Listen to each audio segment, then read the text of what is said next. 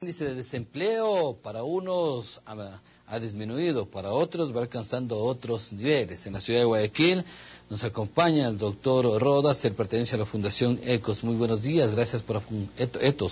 gracias doctor por acompañarnos, buenos días. Y con usted quisiéramos ver, estuvo la semana pasada o hace algunos días atrás en los exteriores del Palacio de Gobierno, dando a conocer nuevas cifras sobre este tema que acabo de compartir junto a usted. El tema también es importante conocer si el empleo ha subido en el país o cómo están estas cifras. Bienvenido. Luis, muchas gracias por la invitación, es un placer estar acá, buenos días. En realidad lo que nosotros fuimos a presentar en el Palacio de Carondelet, en la ventanilla de recepción de documentos del Palacio de Gobierno, para hacerle llegar al presidente de la República, es el índice Ethos de pobreza,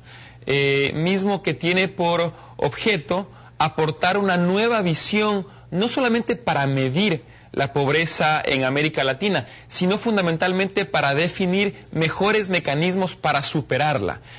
Para nosotros la pobreza no solamente es una situación de insuficiencia de ingresos, sino también la falta de libertades, de derechos, de capacidades, y es bajo esta perspectiva que el índice Ethos de pobreza mide la pobreza en 8 países de América Latina, incluyendo el Ecuador. Esta es una contribución ciudadana para enriquecer las políticas públicas de superación de la pobreza. Con ese espíritu fue presentado en el Palacio de Carondelet para que se lo haga llegar al presidente de la República, y lamentablemente fue motivo el pasado sábado de una serie de insultos y de descalificaciones por parte del presidente de la República en base a argumentos erróneos y malintencionados. Es muy lamentable que lo que pretende ser un aporte de la ciudadanía termine convirtiéndose en motivo para una serie de descalificaciones infundadas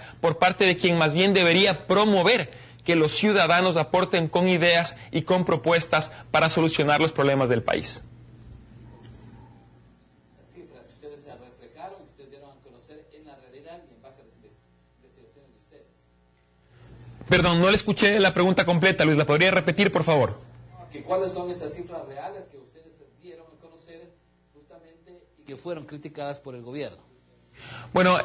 nosotros lo que establecimos es un ranking entre los 8 países de América Latina, en el cual Ecuador se ubica en el 7º de 8 lugares, es decir, en el penúltimo lugar, siendo el 8º el que mayor pobreza representa. Recordemos, Luis, que esta es una medición diferente a las tradicionales de la pobreza, es decir, no solamente toma en cuenta aspectos como el nivel de ingresos de las personas, su acceso a educación, a salud, a servicios básicos y a vivienda, sino también aspectos que tienen que ver con el entorno en el que se desarrollan los individuos, como por ejemplo el respeto a las libertades y la democracia, la seguridad pública, el desarrollo económico y la competitividad,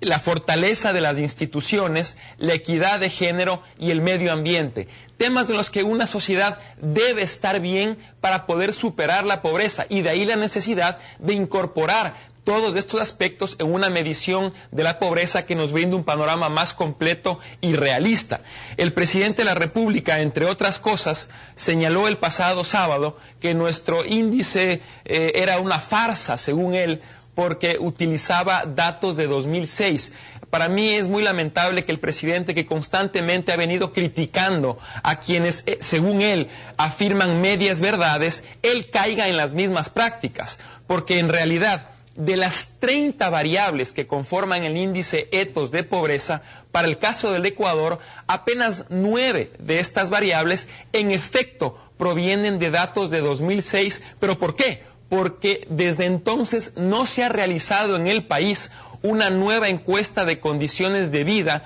con el tipo de información que el índice Ethos de pobreza requería. A nosotros nos hubiese encantado poder utilizar datos más actualizados, pero lamentablemente no se han formulado en el Ecuador. Sin embargo, el presidente no señala absolutamente nada respecto a las restantes 21 variables de las 30 que componen el índice Ethos de pobreza, que muchas de ellas provienen de datos de años como 2008, 2009 y 2010. Es lamentable que el presidente solamente se haya enfocado en 9 de 30 variables y señalando, por tanto, una media verdad. ¿Qué tipo de factores influyen en esta investigación de ustedes en base al tema de la pobreza, desde el punto de vista de la fundación de ustedes y desde el punto de vista, desde el otro lado, el gobierno?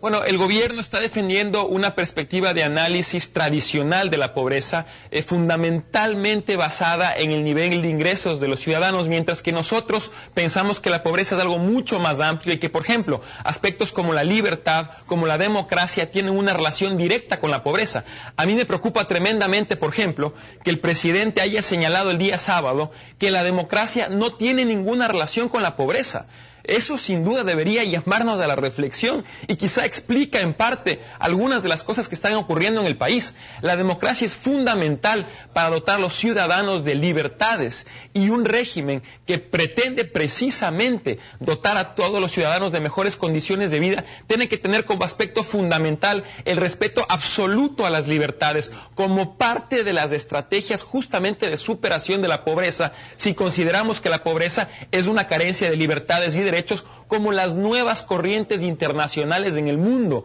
la están considerando. Es preocupante también que el presidente, por ejemplo, desconozca toda esta línea nueva de pensamiento que se viene promoviendo en el mundo por parte de premios Nobel de Economía, por parte de organismos internacionales, de jefes de Estado que consideran a la pobreza como algo mucho más amplio que solamente una situación de insuficiencia de ingresos. De hecho, si uno lo analiza, podría darse cuenta que el tomar en cuenta la pobreza como un aspecto específicamente monetarista o económico va en contra del concepto del buen vivir o summa causae que el gobierno viene defendiendo, y más bien estaría alineado a posiciones de extrema derecha que el presidente tanto dice combatir. La pobreza va en ascenso. ¿Cómo disminuir aquella y qué políticas utilizarlas? También me imagino que ustedes hicieron, en base a ello, investigaciones. Por supuesto, lo que nosotros promovemos es la aplicación de un conjunto de políticas responsables de desarrollo social para atender las necesidades básicas de las personas en aspectos como educación, salud, servicios básicos y condiciones de la vivienda, pero también aquello debe ir acompañado de un conjunto de políticas responsables en el entorno para respetar las libertades fundamentales de las personas, para promover el respeto a los valores democráticos, para fortalecer las instituciones